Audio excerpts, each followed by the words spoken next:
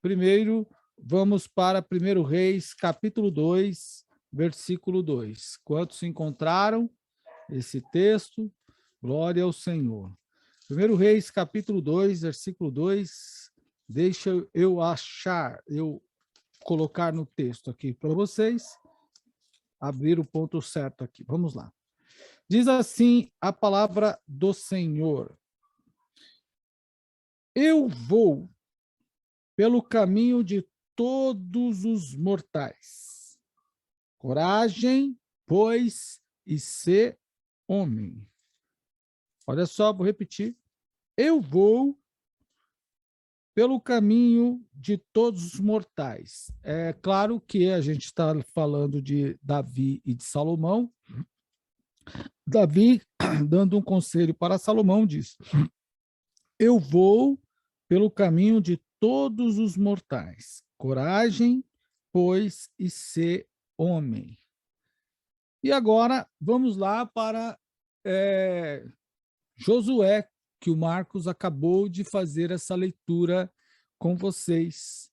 Josué, capítulo de número 23, em que Josué faz este conselho, dá este conselho. Eis que já hoje sigo pelo caminho de todos os da terra, e vós sabeis de todo o vosso coração e de toda a vossa alma, que nenhuma só promessa caiu de todas as boas palavras que falou de vós o Senhor vosso Deus. Todas vos sobrevieram, nenhuma delas falhou. Meus queridos irmãos, eu li 2 textos aqui com vocês e depois leremos outros textos que vale muito a pena a gente parar para pensar um pouco sobre sobre o contexto dessas histórias, né? A primeira delas é Davi, já sabendo da possibilidade dos seus dias, que já estava se avançando e que ele já começava a enxergar o fim da linha fisicamente falando para ele. Ele já começava a enxergar o fim da linha. E é interessante pensar como que Davi articula isso, né? Como que Davi articula isso? Ele chama Salomão e ele vai dar alguns conselhos para Salomão, porque Salomão tinha algumas coisas importantes, grandes para fazer, né? Primeiro, suceder o próprio pai, Davi, no trono. E Davi teve um papel fundamental no processo da criação da identidade, da cultura, do judaísmo, né? Glória a Deus. Eu não vou atender porque provavelmente não é Jesus, né? E sempre numa hora dessa, provavelmente não é Jesus, porque ele já está falando por meio da pregação, ele não ia ligar aqui de novo.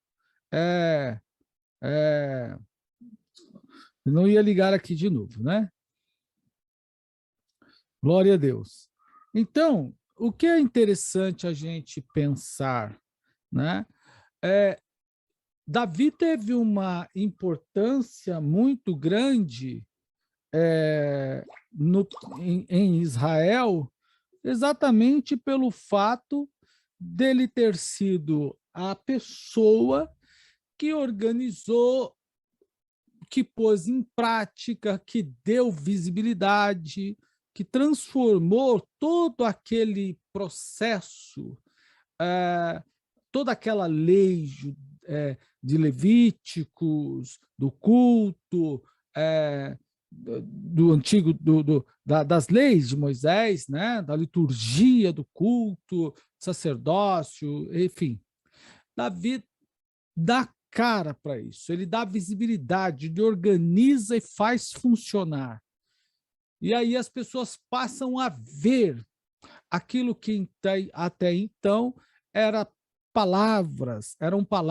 Davi consegue fazer, organizar aquilo, fazer com que as pessoas pudessem enxergar o que era louvar a Deus, o que era adorar o Senhor, os levitas tocando, o culto em andamento, os louvores, enfim, Davi tem essa bagagem, ele tem essa habilidade, e aí ele dá essa identidade, né? Ele foi fundamental nesse processo de criação do judaísmo como religião.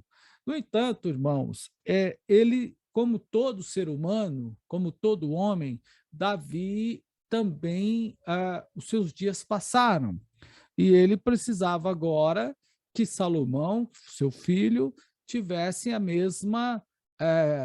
mesma firmeza, a mesma pegada, vamos falar assim, né?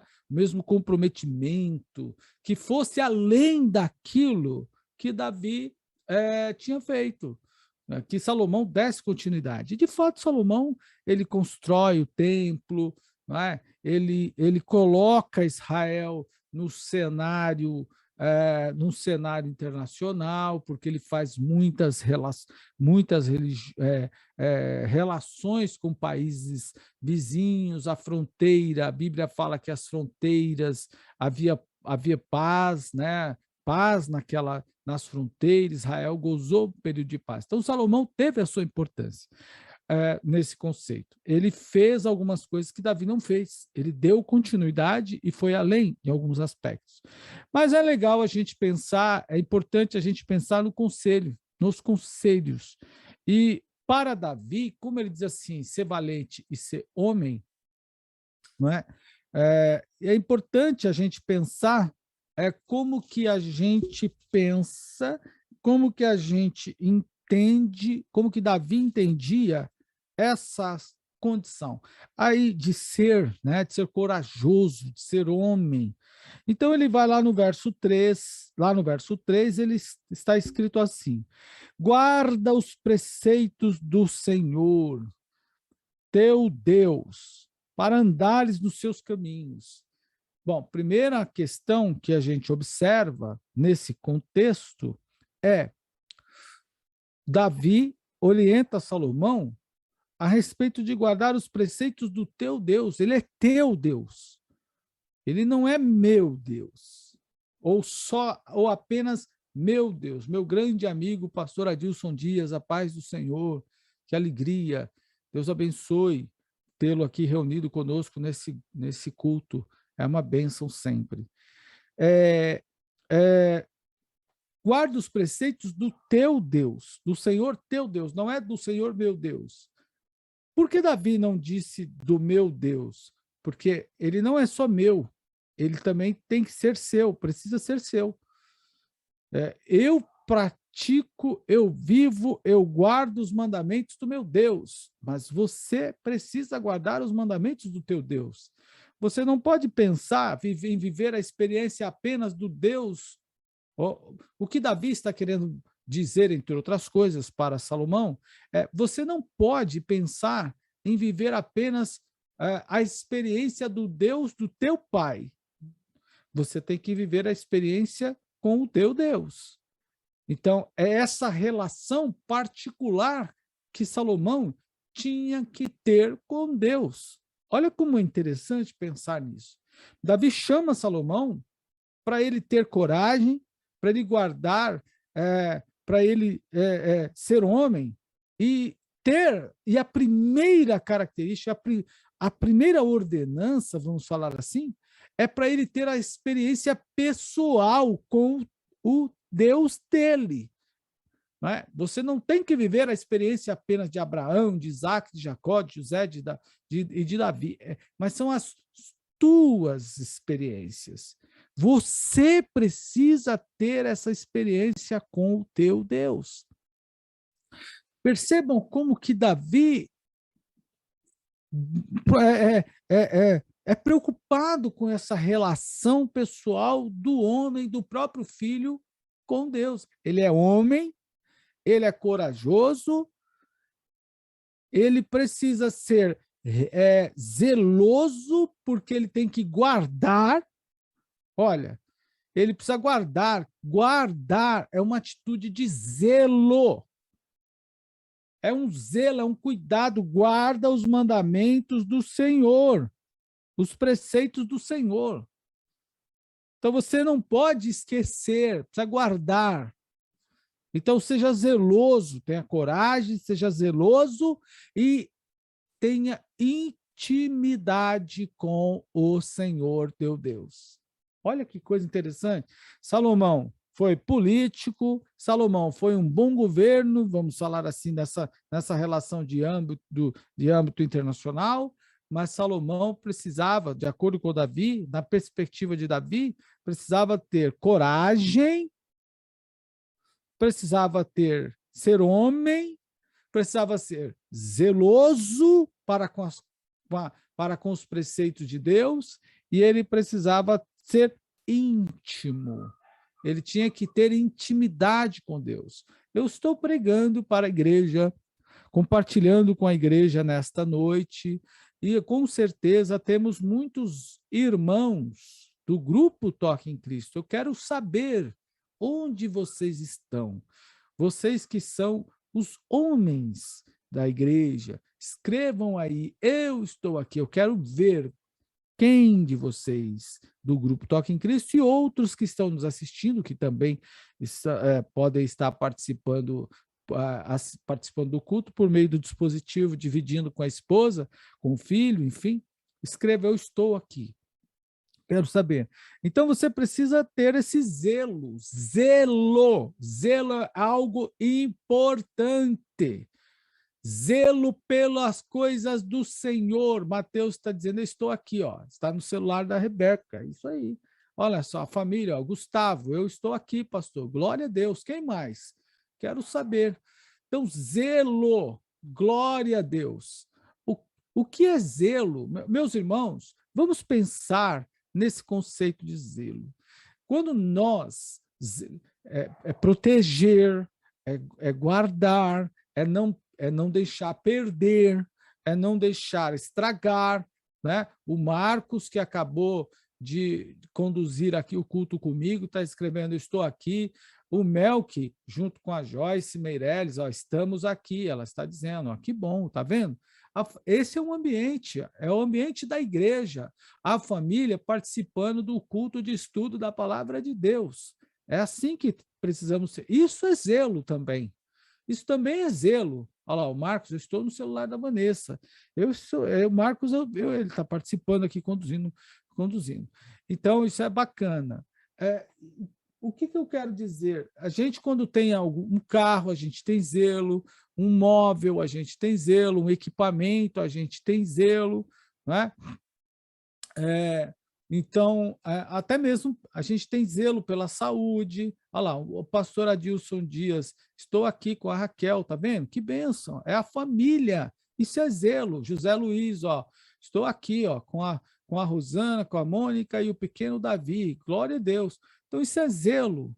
Então, tenha um zelo, não pode ser de qualquer jeito, de qualquer forma, não pode abandonar, não podemos abandonar as coisas de Deus, abandonar o culto. Quando a gente fala de zelo pelos preceitos do Senhor, a gente pode pensar na obra de Deus. Eu acabei de citar, no culto de ensino. O culto de ensino não pode ser abandonado, irmão, pelas pessoas que zelam pela palavra, que zelam pelos preceitos, que zelam pelas coisas de Deus, pelo louvor, não pode ser abandonado, não é? Glória a Deus. Vamos combinar para o pastor Adilson e a Raquel cantarem aqui conosco, né? Na semana que vem, vai ser uma bênção, olha. Glória a Deus. E depois eu vou te acionar aí pelo WhatsApp, tá? Então, queridos irmãos, a gente não pode deixar de lado, precisa ter zelo. Segundo ponto, ele fala da intimidade, né? O Zé Luiz está dizendo que está assistindo pelo YouTube. Sim, glória a Deus. Eu não estou conectado aqui no YouTube, mas provavelmente deve ter irmãos lá. Os irmãos que estão nos acompanhando pelo YouTube, Deus abençoe. Deixa eu abrir aqui o YouTube, que assim a gente consegue visualizar, né? Glória a Deus. Então, irmãos, segunda coisa que ele fala, né? Que o texto nos diz, é sobre a intimidade, né? Irmão Ivan lá, está ali com a família. Olha aí que benção, irmão Ivan com a família, glória a Deus. É, é, ele fala de intimidade. Intimidade com Deus é um fator importantíssimo para a gente pensar, né? Espera aí, queridos, que eu agora fiz um...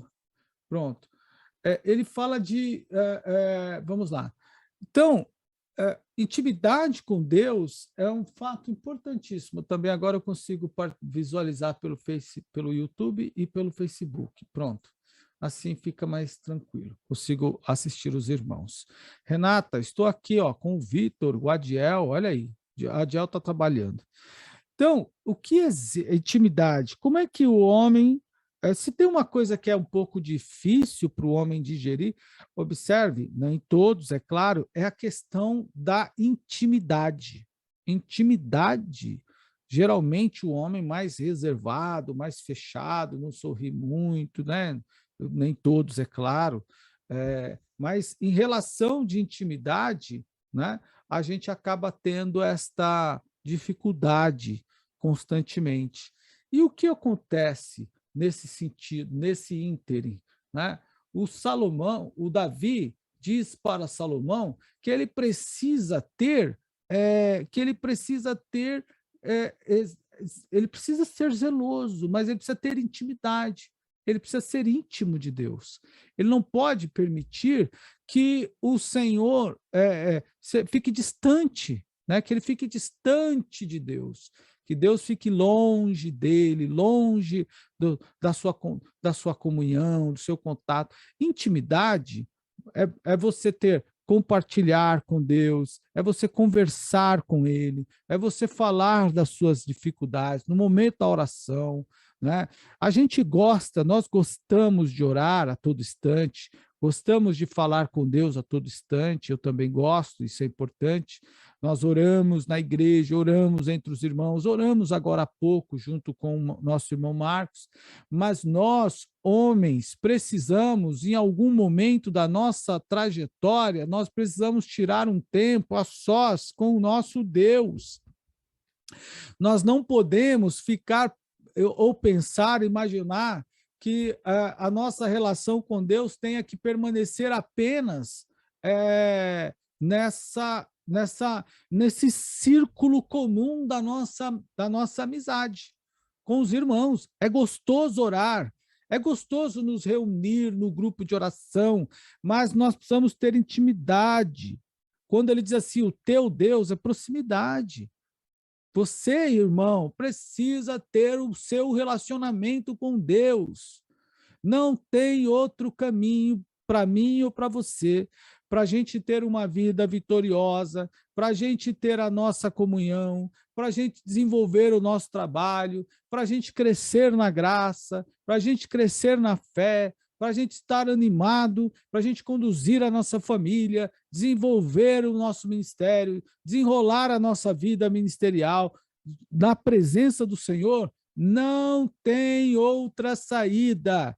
Nós precisamos ter intimidade com Deus, e intimidade com Deus é somente através da oração. Como, pastor? Através da oração, através da meditação. Oração, mas eu oro, eu acabei de orar junto com o irmão Marcos, junto com a igreja. Não é só esta que nós estamos falando. Estamos falando de você, a sua intimidade, o seu período. Você tem o seu período de oração a sós, você tem o seu período de oração com a sua família, você tem o período de oração com a igreja, são momentos distintos. Nesse caso, nós estamos falando do teu momento em que você ora, em que você dobra os seus joelhos, em que você canta, em que você abre o hino da harpa cristã e canta o hino louvor, coloca e canta, não é? Em que você sozinho, você e Deus, e mais ninguém. Não que os demais atrapalhem, não estou falando isso. Eu estou dizendo que a gente tem momentos distintos, diferentes, períodos distintos. Eu oro com a irmã Cida, eu oro com a igreja, mas eu também oro só. Eu também canto com os irmãos, eu canto com a igreja, mas eu canto a sós. sozinho, só eu e Deus, coloco uma música, o playback e canto. Às vezes eu estou no dia a dia, na correria do dia, nas atividades, né? Na tensão do dia a dia, coloco uma música e canto um louvor.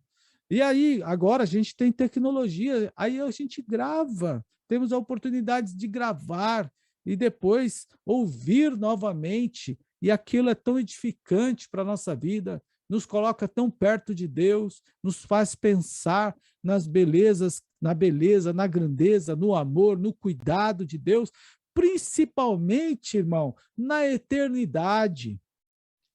Principalmente na eternidade. Observe que Davi não está falando para Salomão ser apenas um homem de guerra, não, mas para ser um homem de cuidado com Deus. E depois, ele continua dizendo, para andar nos teus caminhos, andar.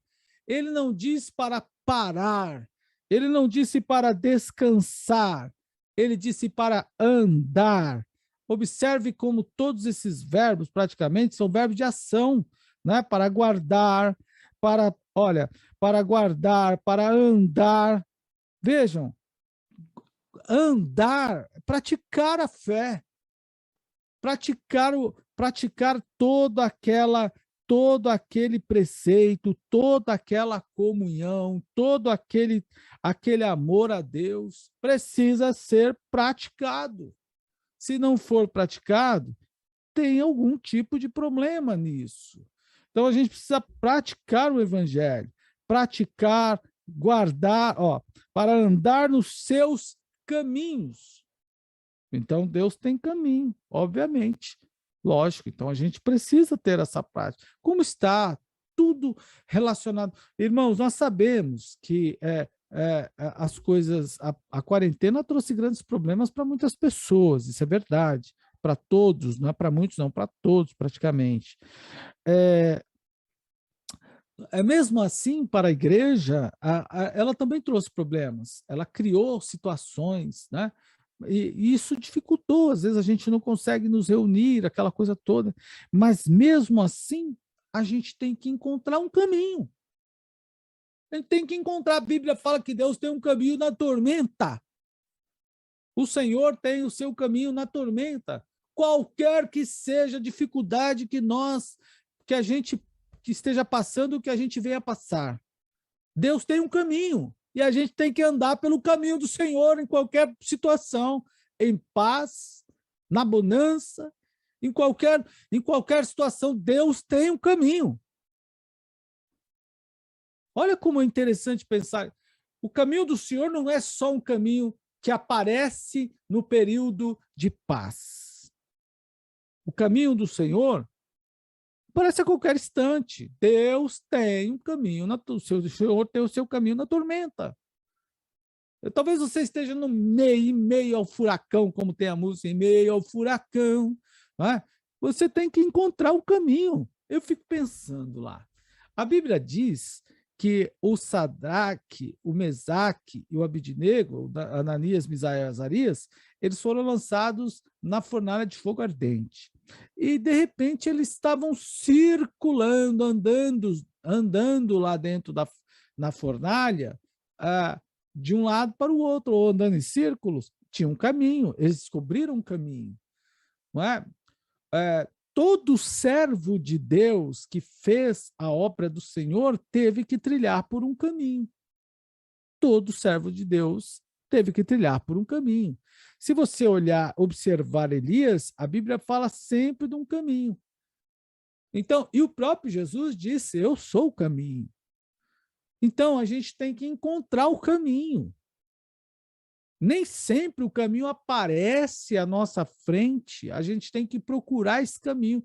Não importa se nós estamos em paz, se a gente está em enfermidade, se a gente está em aflição, se a gente está em angústia, em tribulação, seja como for, a gente tem que encontrar o caminho.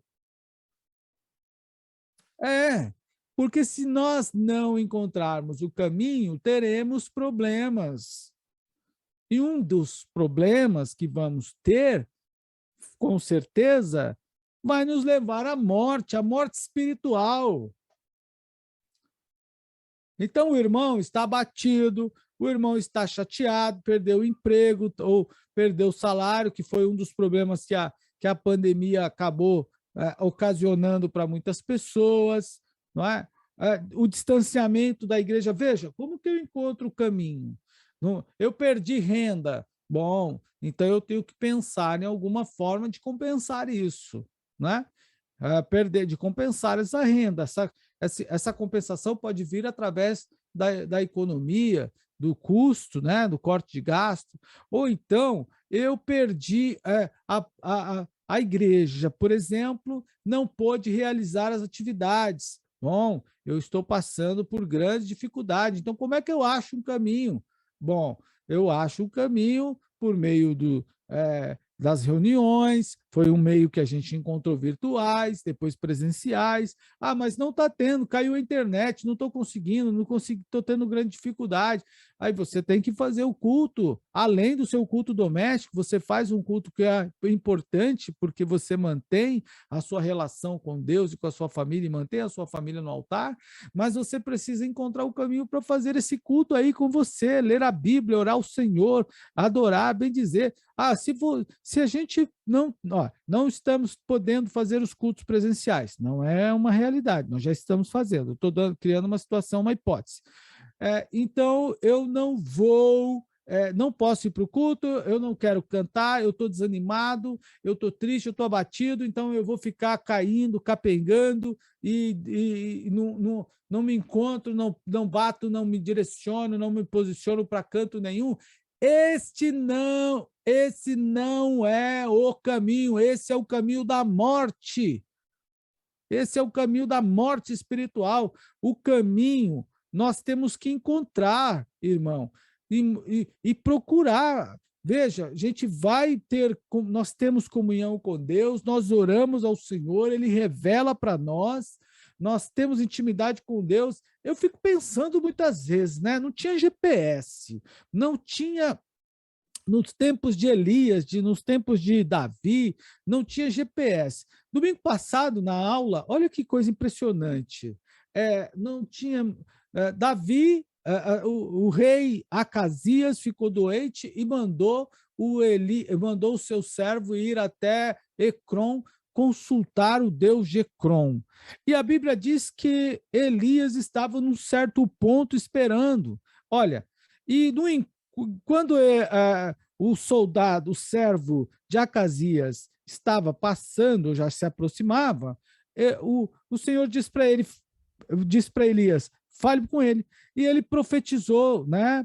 Elias se apresentou ao homem, mas o homem não sabia que era Elias, né? O homem não sabia que era Elias, o homem não tinha o conhecimento de Elias, e nem Elias tinha o conhecimento sobre o homem, mas ele não errou. Olha que coisa interessante. As pessoas andavam, trilhavam sem GPS. Quem é de algum tempo atrás, a juventude provavelmente não sabe disso e só saberá, talvez, se for ao museu, mas não tinha GPS, querido. Quem trabalhava na cidade de São Paulo, por exemplo, cidades grandes, quem trabalhava não só em São Paulo, mas viajando, fazendo entregas e etc., usava o guia. Quem se lembra do guia? Era horroroso, tinha gente que gostava do guia e ainda tem, né? Tem gente que ainda tem um exemplar no carro. Não, mas não tinha GPS, não tinha a setinha, alguém falando, vai por aqui, vira à direita, vira à esquerda. Não, era o GPS. E, contudo, as pessoas encontravam o caminho. Às vezes a gente se perde, tem que achar um caminho. Até o GPS, quando a gente erra, o GPS fica ajustando rotas, ou seja, ele está procurando o caminho. Então, o cristão, homem de Deus, o pai de família, o irmão, o pregador, cantor, regente, encontre um caminho para cumprir e ande nos caminhos do Senhor. Encontre o caminho e ande nele. Ande, não basta encontrar o caminho, tem que andar nele. Não significa dizer que esse caminho será fácil. não significa dizer que o trilhar esse caminho será fácil. É difícil para todos nós, difícil para os profetas, foram difíceis para os reis. Olha que coisa tremenda. E aí, eu quero já participar, apenas fechar esse versículo nesse texto, diz assim, para guardares os teus caminhos e os seus mandamentos e os seus juízos e os seus testemunhos, como está escrito na lei de Moisés. Então veja como eles eram detalhistas.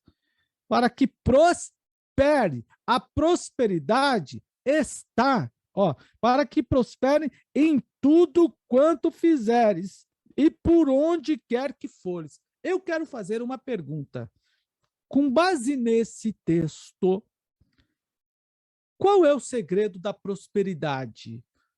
Vejam, para que, vou ler, guarde os preceitos do Senhor, teu Deus, para andares nos seus caminhos, para guardares os seus estatutos e os seus mandamentos e os seus juízos e os seus testemunhos, como está escrito na lei de Moisés, para que prosperes em tudo que fizeres por onde for. Qual é o segredo da prosperidade do cristão? Vamos transitar agora para o Novo Testamento, né? Aqui nós não estamos lendo, esse texto que nós estamos lendo não está não está relacionado com o cristianismo, então vamos transitar para o Novo Testamento e relacionar o cristianismo. Qual é o segredo da prosperidade? E qual é o lugar da prosperidade? E o que poderá trazer prosperidade ao cristão? Qual é o lugar da prosperidade? Primeiro, vejam, para que prospere, tá? Vamos lá. Para que prospere, primeiro. Olha, vamos lá. Para que prospere em tudo quanto fizeres e por onde quer que fores. Muito bem. Então, qual é o segredo da prosperidade? Para prosperar no que fazer, prosperar no que a gente for fazer, prosperar por onde nós formos. Então, existe um lugar específico para o crente prosperar? Existe algo específico que o crente deva fazer para prosperar? Ou existe algum lugar em que o crente não prospere? Querido, qual é a condição para o cristão ser próspero? É uma só condição. Ou vamos pelo menos usar dois verbos. Primeiro, guardar. Segundo, andar. Olha só. Primeiro, guardar. Segundo, andar ou cumprir. É relação com Deus, é relacionamento com Deus. Devemos ter intimidade com Deus para prosperar. E lá em Josué, como eu li, olha só, o discurso de Davi é muito parecido com o de Josué. Porque Josué também chama o povo, Josué exorta o povo a observar. E aí eu quero compartilhar com vocês, o Marcos leu alguns versículos, eu vou ler mais alguns. Ele lê lá eu leio o verso de número 2. Passado muito tempo depois que o Senhor deu repouso a Israel de todos os seus inimigos em redor, e sendo Josué já velho e entrado em dias, observe, já velho e entrado em dias, olha as características, como Josué é descrito. Como Josué é descrito nesse texto de Josué 23. Passado muito tempo depois que o Senhor dera repouso a Israel de todos os seus inimigos em redor, e sendo Josué já velho e entrando em dias, chamou Josué. Ele era velho, ele já estava entrando em dias, mas ele tinha condições de falar. E ele chama todo Israel, e o povo vem, e os seus anciãos, e os seus cabeças, e os seus juízes, e os seus oficiais, e disse-lhe: já sou velho. Josué não negou a sua idade, ele não vai de encontro aliás, ele a questão, a descrição de que ele já era velho. E ele diz assim: e vós já tendes visto tudo quanto o Senhor fez, o vosso Deus, e todas estas causas de todas estas nações por causa de vós, feito a todas essas nações por causa de vós, porque o Senhor, vosso Deus, é o Deus que pelejou por vós. Josué está dizendo: vocês viram tudo que Deus fez, e esse povo aqui andou com Josué. Vocês viram tudo que Deus fez, as nações vizinhas, vocês viram, tiveram oportunidade de ver, não deixaram de ver. E ele diz ainda: vede aqui que vos fiz cair em sorte as vossas tribos, estas nações que restam juntamente com todas as nações que tenho eliminado, umas e outras, desde o Jordão até o mar grande, para o pôr do sol. Aí o verso de número 14, ele vai descrevendo, né, as relações, todas as relações do texto. Aí o verso de número 14, ele diz exatamente assim. Ele diz assim: eis que já hoje sigo pelo caminho de todas da terra, e vós bem sabeis de todo o vosso coração e de toda a vossa alma que nenhuma só promessa de todas as boas palavras que falou de vós o vosso Deus, todas vos sobrevieram e nenhuma delas falhou. Eu sei que Deus prometeu, eu sei que Deus cumpriu, porque as palavras do Senhor não voltam vazias, elas se cumprem mesmo. Deus como diz a Bíblia, ele vela pela sua palavra para cumprir. Agora, o próprio texto descreve como Josué foi incisivo, atuante, como ele foi crente, como ele foi preciso, como ele foi determinado, como ele foi valente no cumprir a promessa, no fazer cumprir as promessas. A promessa já tinha sido dada, havia sido dadas as promessas, mas alguém precisava fazer cumprir, alguém precisava tomar a frente. O que teria sido de Israel se Josué tivesse se acovardado? Deus teria levantado outra pessoa, porque na obra de Deus ninguém é insubstituível. Eu creio assim. Eu não sei se você acredita nisso, mas eu creio nisso. Eu acredito que ninguém.